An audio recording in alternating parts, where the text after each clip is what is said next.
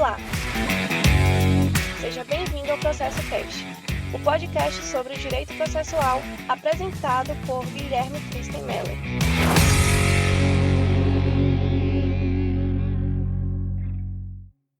Olá, seja bem-vindo ao Processo Cast. Neste episódio discorreremos sobre um tema básico que auxilia a compreender o que é o processo civil, algumas noções gerais e as suas fontes.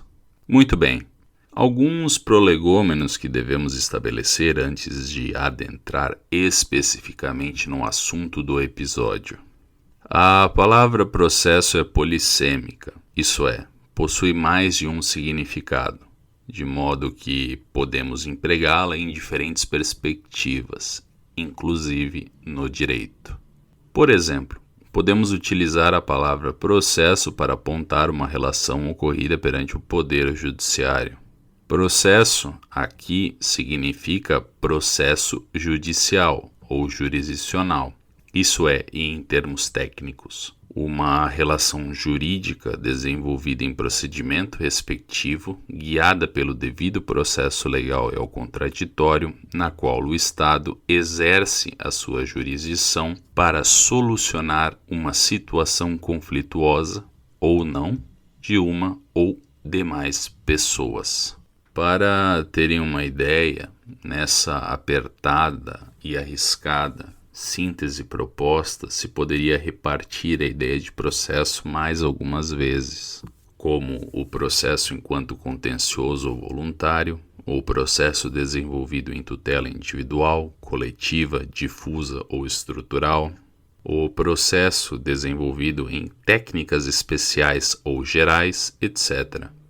Dentro dessas exposições, se poderia desenvolver uma correlação, algumas vezes obrigatória, com a jurisdição e com o procedimento, elementos jurídicos divergentes do processo, no entanto perfeitos, que não pendem de outros elementos jurídicos para suas delimitações. Enfim, essa discussão não nos é importante, pelo menos por hora.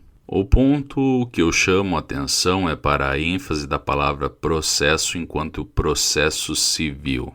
Diferentemente do processo judicial, o processo civil pode ser compreendido como um ramo do direito, o qual é responsável por regular o desenvolvimento e a estrutura da justiça civil.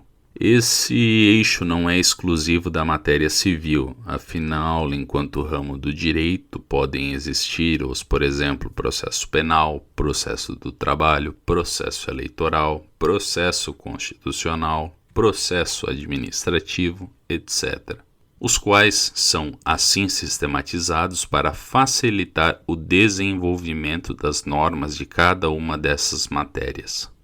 O nosso foco, no entanto, é exclusivo ao processo civil. Podemos estabelecer que o processo civil regula as normativas da justiça civil, manifestadas especialmente no processo judicial, em atenção ao direito material, suportando-o em mesmo nível de importância, ou seja, e como pontuado por Francesco Carnelucci, um serve fundamentalmente ao outro. Toda essa relação tem a ver com a estrutura estabelecida após a Idade Moderna.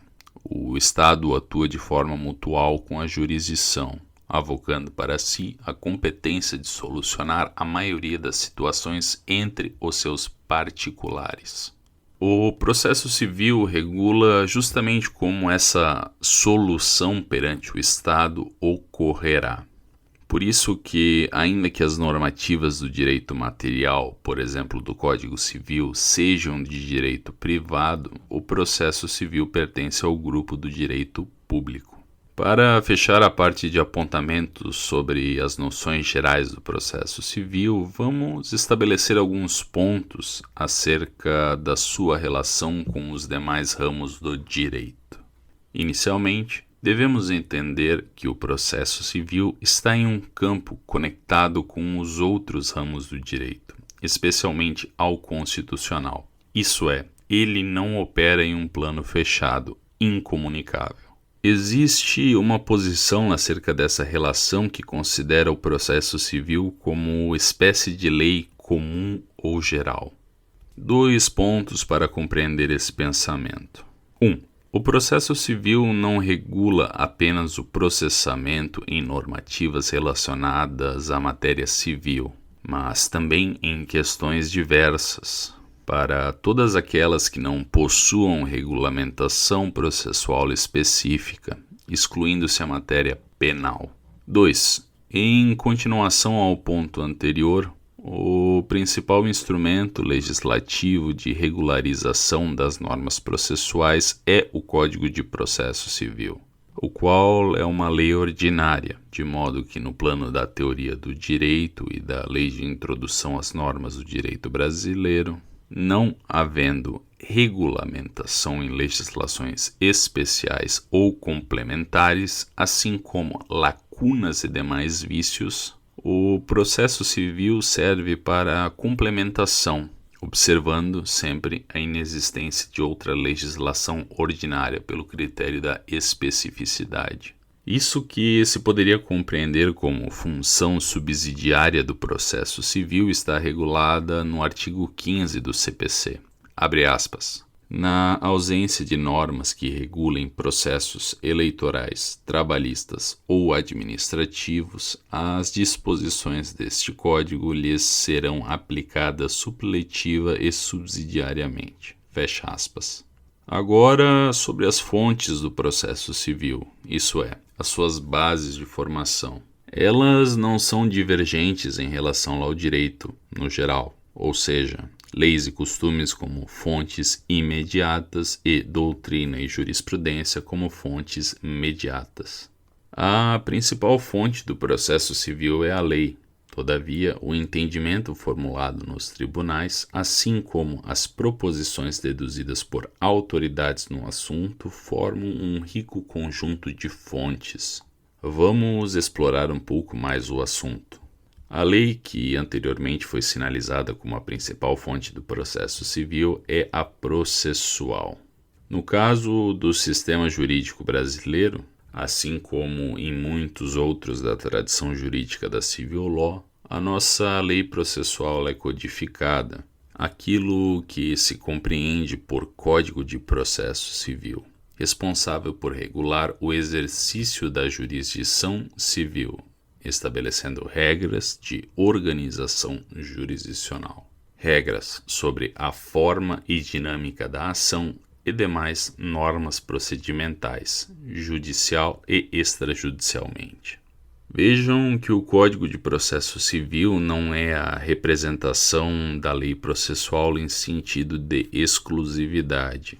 A lógica da nossa estrutura o contempla como a base geral do funcionamento, todavia não impedindo que coexista em outras leis especiais, também processuais, como exemplificativamente a Lei de Recuperação Judicial e Falências, a dos mandados de segurança e da ação popular, etc.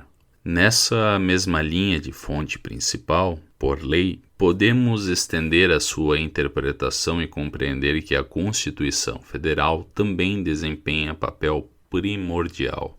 Isso não é exclusivo da lei processual ou do direito brasileiro, mas de um traço comum em todos os sistemas jurídicos do Ocidente após a Segunda Guerra Mundial. Existe um fenômeno popularmente denominado por constitucionalização, isso é, adequar a lei, qualquer que seja a sua forma, às normativas constitucionais, utilizando-as como o vetor para a criação do direito, isso é, de normas jurídicas individualizadas. Toda a interpretação da norma processual deve, inicialmente, correr a partir da interpretação constitucional. Isso é o motivo pelo qual o Código de Processo Civil abre, em seu artigo 1º, estabelecendo que, abre aspas, O processo civil será ordenado, disciplinado e interpretado conforme os valores e as normas fundamentais estabelecidos na Constituição da República Federativa do Brasil, observando-se as disposições deste Código. Fecha aspas. Sobre a jurisprudência e a doutrina, são fundamentais para a manutenção do processo civil, e especialmente porque permitem suprir eventuais lacunas ou contradições no processo de interpretação da lei para a criação do direito.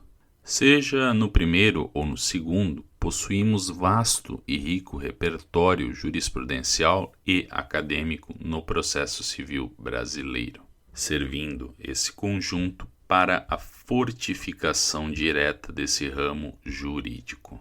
Existe uma discussão acerca de qual seria a fonte mais relevante dessas três, isso é, entre a lei, criada pelo legislador, a jurisprudência, pelos juízes e tribunais, e a doutrina, criada pelos juristas. Haveria uma disputa hierárquica da prevalência de um sobre o outro? Penso que não.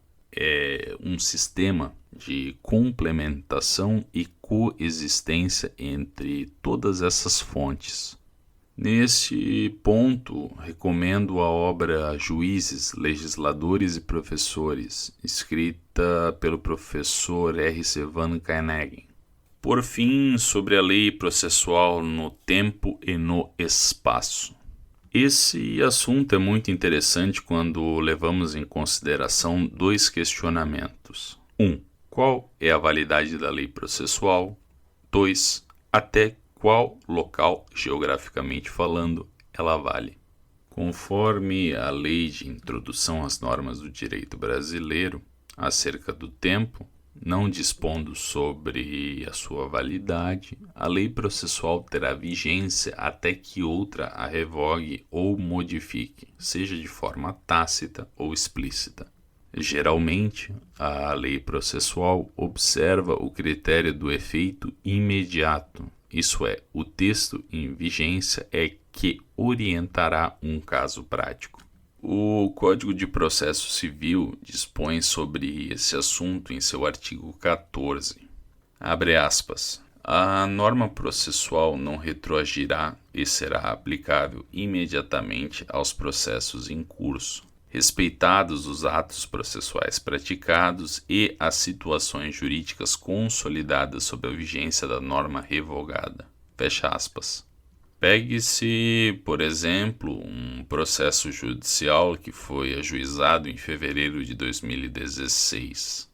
A sua forma e as suas particularidades observariam o Código de Processo Civil de 1973, ainda que o Código de 2015 entraria em vigência no mês seguinte. Tempus regit actum, isso é, o tempo rege o ato, inclusive a aplicação da nova lei processual aos casos em pendência, situações que são cuidadas pelo direito intertemporal. Procedimentalmente falando, é o exemplo do extinto procedimento sumário. Já sobre o espaço, observa-se o princípio da territorialidade. A aplicação da lei processual ocorre de acordo com o exercício da jurisdição. Está disposto no artigo 13 do Código de Processo Civil que, abre aspas, a jurisdição civil será regida pelas normas processuais brasileiras, ressalvadas as disposições específicas previstas em tratados, convenções ou acordos internacionais de que o Brasil seja parte. Fecha aspas. Como o Brasil é um Estado soberano, a aplicação da jurisdição ocorre em todo o espaço de sua soberania, facilitada pela aplicação individual de magistrados representando o Estado. Este é o Processo Cast. A obra de arte escolhida para a capa deste episódio é a Whitfields, de Jacob van Ruisdael. Aguardo vocês nos próximos episódios. Até mais. Tchau.